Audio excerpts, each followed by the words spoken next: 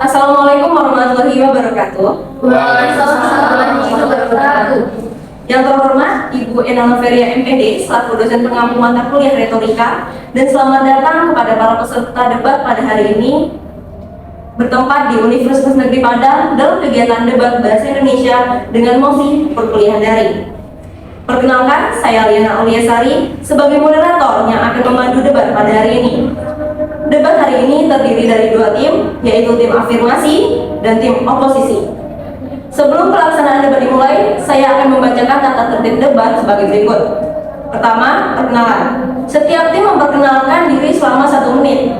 Dapat diwakilkan dari pembicara satu atau tiap peserta dalam satu tim memperkenalkan diri. 2. Penyampaian pernyataan topik. Setiap tim menyampaikan argumentasinya terhadap pernyataan topik selama 3 menit, dimulai dari tim afirmasi, dilanjutkan oleh tim oposisi. Penyampaian pernyataan topik dilakukan oleh pembicara satu masing-masing tim. 3. Debat 15 menit pertama. Setiap tim mengomentari argumentasi tim lain selama 3 menit. Misalnya, tim afirmasi mengomentari argumentasi tim oposisi, atau sebaliknya. Tugas ini dilakukan oleh pembicara 2.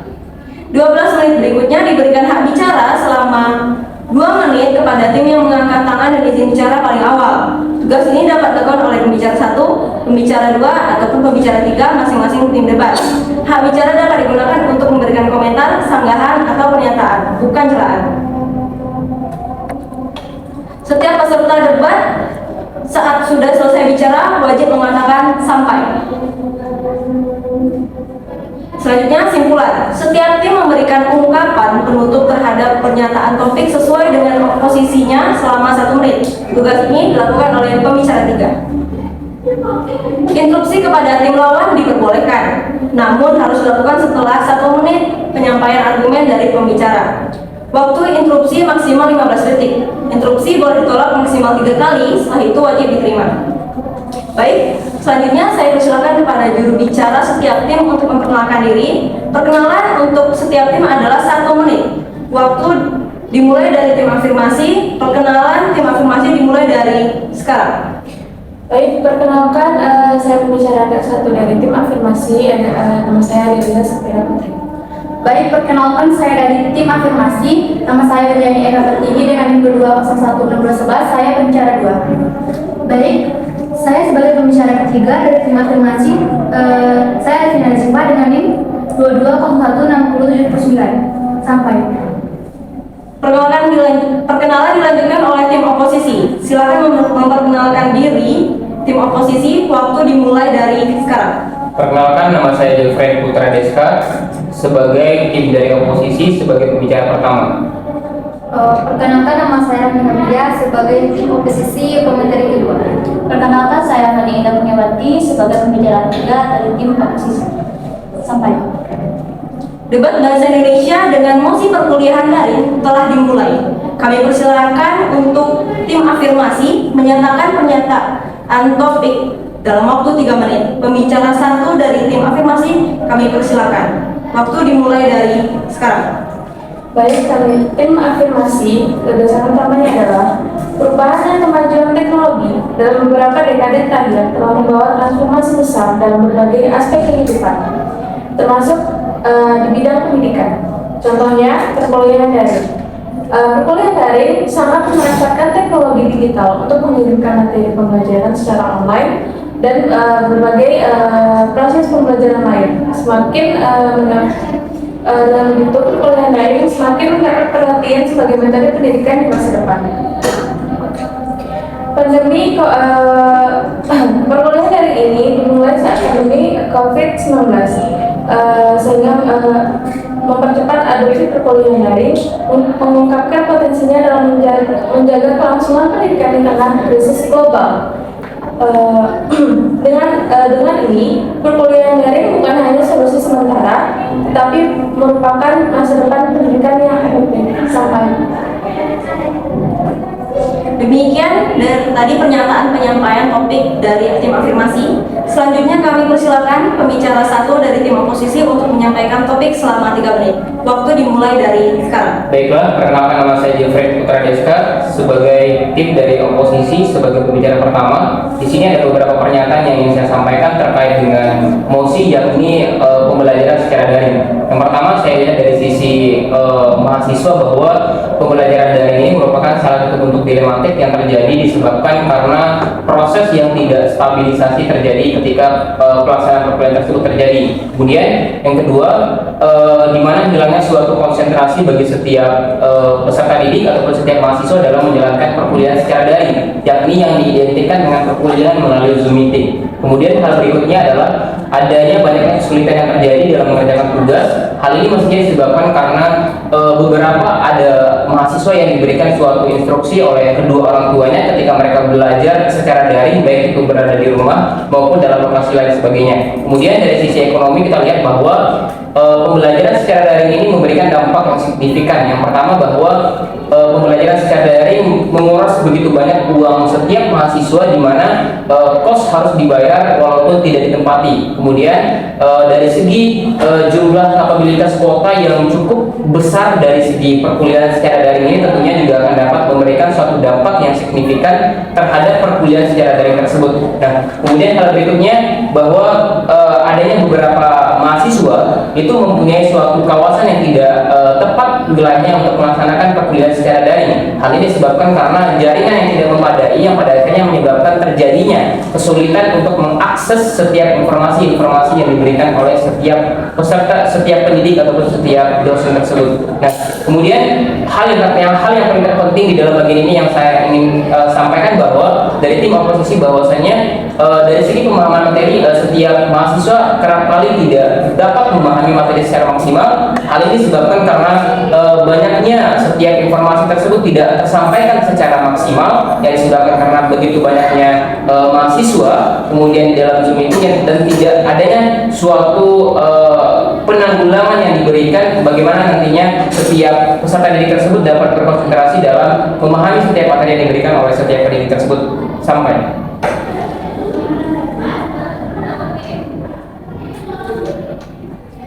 Penyampaian pernyataan topik dari setiap tim telah dipresentasikan masing-masing tim.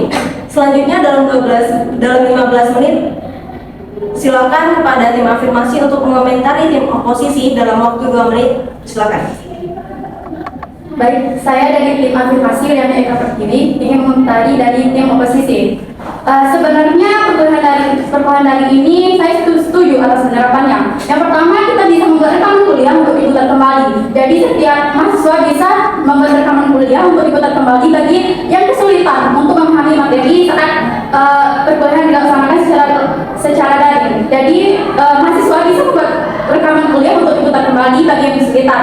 Yang kedua, kita bisa membuat jadwal belajar yang terstruktur untuk membantu mempertahankan konsentrasi dan menghindari gangguan. Jadi selama perkuliahan daring berlangsung, mahasiswa dapat membuat jadwal belajar yang terstruktur agar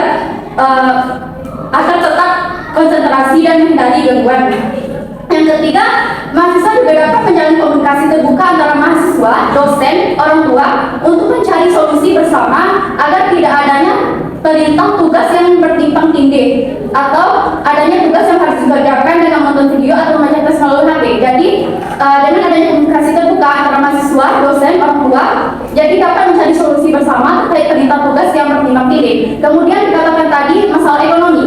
Sebenarnya untuk penerapan perkuliahan secara daring ada juga dampaknya.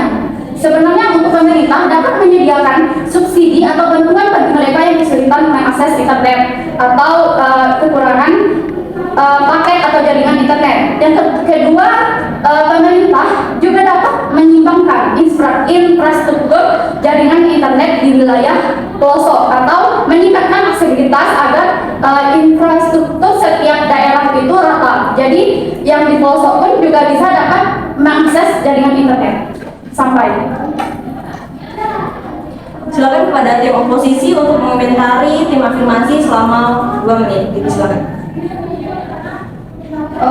Baik, saya di sini sebagai tim oposisi pembicara 2, saya ingin mengomentari bahwa perkuliahan daring itu di satu sisi para pendukung perkuliahan daring berargumen bahwa metode ini memungkinkan akses pendidikan yang lebih luas, fleksibilitas waktu dan tempat, nah serta penggunaan teknologi yang memungkinkan interaksi yang lebih dinamis serta antara dosen dan mahasiswa. Nah selain itu biaya transportasi dan akomodasi dapat lebih hemat serta adanya rekaman kuliah yang dapat diakses kembali oleh mahasiswa. Dan juga para kritikus menyoroti beberapa tantangan yang dapat dihadapi dalam perkuliahan daring, di antaranya termasuk kurangnya interaksi sosial dan kolaborasi antar mahasiswa, dan juga dalam hal ini dapat keterbatasan kurangnya interaksi sosial dan kolaborasi. Nah, di sini terdapat keterbatasan komunikasi yang mana interaksi dengan dosen dan teman lainnya supaya dapat membantu membangun pemahaman yang lebih mendalam dan diskusi yang lebih dinamis. Nah, kuliah daring terkadang membatasi komunikasi verbal dan non-verbal yang penting untuk mempelajari kolaboratif. Sampai. Selanjutnya, selama 12 menit berikutnya, diberikan hak bicara selama 2 menit dan diberikan 6 kali kesempatan mengangkat tangan dan izin bicara dalam waktu 12 menit adalah hak bicara yang diperebutkan oleh tiap tim debat. Silakan. Izin bicara moderator. Silakan. Saya Alif Yanifas ingin menyanggah pendapat dari tim oposisi. Pertama, jangan meremehkan perkuliahan daring. Platform daring justru memberikan peluang interaksi yang kaya. Dosen dapat menggunakan berbagai media pembelajaran yang interaktif seperti video Zoom, animasi, simulasi 3D, dan diskusi online. Mahasiswa pun dapat berkolaborasi dengan teman lintas daerah, bahkan negara melalui platform daring ini. Ini akan menciptakan suasana belajar yang lebih menarik dan dinamis dibanding kuliah konvensional. Memang benar, interaksi langsung dengan dosen dan mahasiswa lain sangat penting. Namun, perkuliahan daring bukan berarti menghilangkan interaksi tersebut. Banyak platform daring yang mengirimkan diskusi interaktif. Seperti yang kita lakukan sekarang bisa melalui video Zoom atau Google Meet. Dosen juga dapat memberikan tugas dan proyek yang didorong bersama pimpinan. Selain itu, universitas dapat mengadakan seminar online dan kegiatan ekstrakurikuler daring untuk melatih karakter dan soft skill mahasiswa. Sampai. Izin moderator. Silakan. Baiklah, saya Jeffrey Putra Deska dari tim oposisi sebagai pelaku pembicara pertama. Di sini saya ingin menyanggah dari tim afirmasi terkait dengan beberapa argumentatif yang telah diberikan. Bahwasanya tadi disebutkan pembelajaran secara daring ini dapat dilakukan secara via Zoom ataupun dengan cara merekam suatu perkuliahan tersebut. Nah, hal ini tentunya saya tidak setuju dengan pendapat tersebut bahwa ketika perkuliahan itu direkam oleh setiap peserta didik dengan kenyataan yang ada, dengan adanya berbagai macam bentuk artikel yang bersifat ilmiah pun menyatakan bahwa ketika setiap individu itu merekam, mestinya mereka tidak akan pernah mengulang kembali apa yang telah mereka pelajari. Kemudian, hal yang kedua di sini bahwasanya tadi tim afirmasi mengatakan bahwasanya mengatur jadwal kuliah. Nah, sesuai juga dengan kenyataan yang telah dilakukan oleh beberapa para penelitian bahwa dari beberapa sekolah tersebut ketika adanya suatu kejadian pandemi pada dahulu kala, bahwasanya setiap peserta didik ini tidak mempunyai kapabilitas memaksimalkan setiap waktu karena mereka adanya suatu pekerjaan samping yang harus dilaksanakan dari perintah kedua orang tua. Kemudian untuk pernyataan ataupun argumentatif ketiga yang tidak saya setuju adalah daring ini memberikan interaksi yang kaya. Hal tersebut tidak sama sekali. Saya tidak setuju dengan hal tersebut. Mengapa demikian? Karena dengan kenyataan pada saat sekarang ini kita sebagai mahasiswa pun juga merasakan bahwa ketika kita melaksanakan suatu perkuliahan secara daring pun tidak ada satupun mahasiswa ataupun hanya beberapa mahasiswa yang memberikan suatu pendapat terkait dengan materi yang telah disampaikan ataupun memberikan suatu pertanyaan-pertanyaan atas materi yang telah disampaikan oleh orang yang menjadi sebagai pendidik ataupun dosen tersebut. Nah, hal ini sangat menyatakan bahwa banyak sekali para penelitian yang dilakukan ketika terjadinya sebuah pelaksanaan perkuliahan secara daring yang disebabkan karena pada zaman dahulu kala yakninya berupa adanya kejadian pandemi atau disebut dengan COVID-19 itu mengakibatkan banyaknya para peneliti mengulik mengapa terjadinya ketidakseimbangan. Sampai. Silakan disampaikan.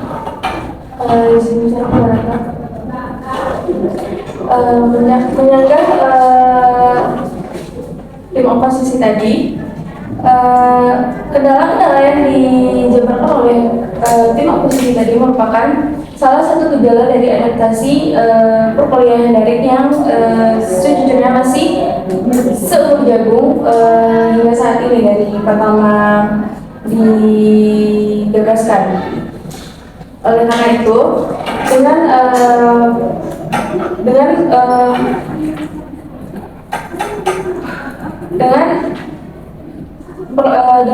seiring ini kan untuk masa depan ya. Masa depan, jadi setiap waktunya masih bisa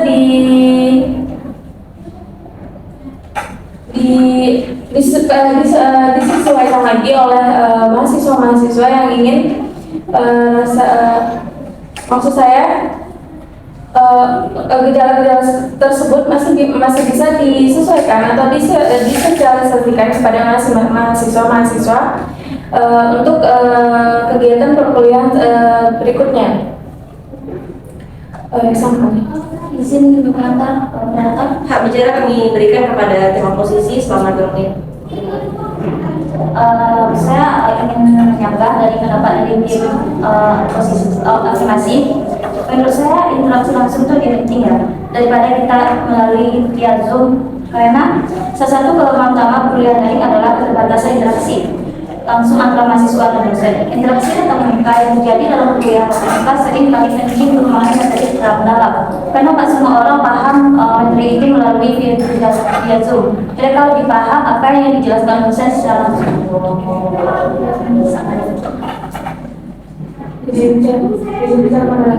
Hak bicara kami berikan kepada tim afirmasi selama waktu 2 menit. Silakan. Untuk masalah pemahaman dan interaksi tadi, sangat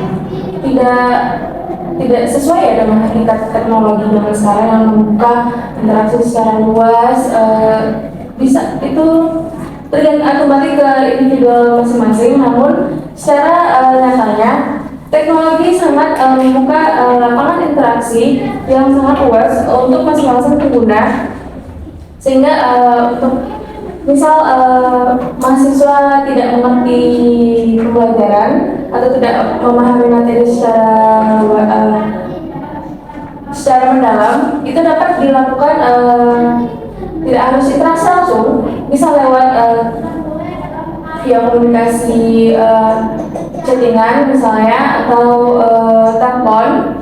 Kemudian Zoom meeting tadi kan bisa berulang-ulang tuh dipakainya. Jadi jika mahasiswa terkendala pemahaman materi yang tidak masuk ke pemahaman, maka akan dilakukan komunikasi secara daring berulang-ulang sesuai keperluan sampai.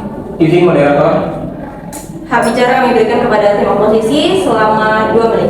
Baiklah, saya Jeffrey Putra Deska ingin menyanggah terkait dengan pendapat atau argumentatif yang telah diberikan oleh dari kelompok afirmasi. Dia menegaskan sekali bahwa interaksi melalui via daring atau melalui pembelajaran secara daring ini sangat baik ya sepertinya digunakan. Tentunya kita dapat merasakan sebagai mahasiswa betul sangat penting sekali komunikasi melalui interaksi secara online. Tetapi berbeda konteksnya dengan pembelajaran. Nah, di mana pada pembelajaran ketika interaksi dilakukan secara online, kemudian pada akhirnya akan memberikan suatu kejenuhan. Mengapa demikian? Karena pada perkuliahan ketika dosen ataupun setiap pendidik memberikan suatu materi, mereka tidak memperhatikan secara konsentrasi. Hal pertama yang disebabkan karena layar HP yang tidak dapat dipandang secara lama oleh setiap peserta didik. Kemudian yang kedua, kadang suara yang diberikan oleh pendidik pun tidak tersampaikan ataupun tersalurkan secara baik. Nah, betul sekali pendapat yang Anda sampaikan bahwa komunikasi secara luas melalui teknologi itu baik, tetapi tidak baik dalam segi pembelajaran. Kembalikan sampai. Waktu telah habis. Selanjutnya adalah penutup debat. Kepada pembicara 3 untuk menutup debat terhadap pernyataan topik dari masing-masing tim. Kami persilakan dari tim afirmasi untuk memberikan ungkapan penutup selama 1 menit. Waktu dimulai dari sekarang. Tim afirmasi memahami kekhawatiran dari tim oposisi. Namun, kami yakin bahwa dengan perencanaan dan implementasi yang matang, perkuliahan daring dapat menjadi solusi pendidikan yang efektif dan bermanfaat bagi semua pihak. Mari kita bersama-sama memanfaatkan teknologi untuk memajukan Sampai. Selanjutnya, tim oposisi kami persilakan untuk menutup debat. Waktu dimulai dari sekarang. Pelaksanaan kuliah daring telah menjadi topik debat yang sangat dalam dunia pendidikan akhir ini. Pendapat yang berbeda muncul terkait efektivitas, tantangan, dan dampak dari penilaian pembelajaran online ini. Di satu sisi, para pendukung kuliah daring berpendapat bahwa metode ini memungkinkan akses pendidikan yang lebih luas, fleksibilitas waktu dan tempat, serta penggunaan teknologi yang memungkinkan interaksi yang lebih dinamis antara dosen dan mahasiswa. Namun di sisi lain, beberapa tantangan yang ada di dalam kuliah daring, beberapa di antaranya yang termasuk kurangnya interaksi sosial dan kolaborasi antar mahasiswa, kesulitan dalam memahami materi tanpa bimbingan langsung, serta masalah koneksi internet yang sudah stabil. Selain itu, ada juga kekhawatiran terkait dengan keamanan data dan privasi dalam lingkungan digital. Dalam debat ini penting untuk mempertimbangkan berbagai aspek seperti kualitas pembelajaran, aksesibilitas, kesejahteraan mahasiswa, dan kemungkinan peningkatan teknologi pendukung. Seiring perkembangan teknologi dan pengalaman dari pelaksanaan kuliah daring, mungkin akan terjadi penyesuaian dan inovasi untuk meningkatkan efektivitas dalam pengalaman belajar sekolah.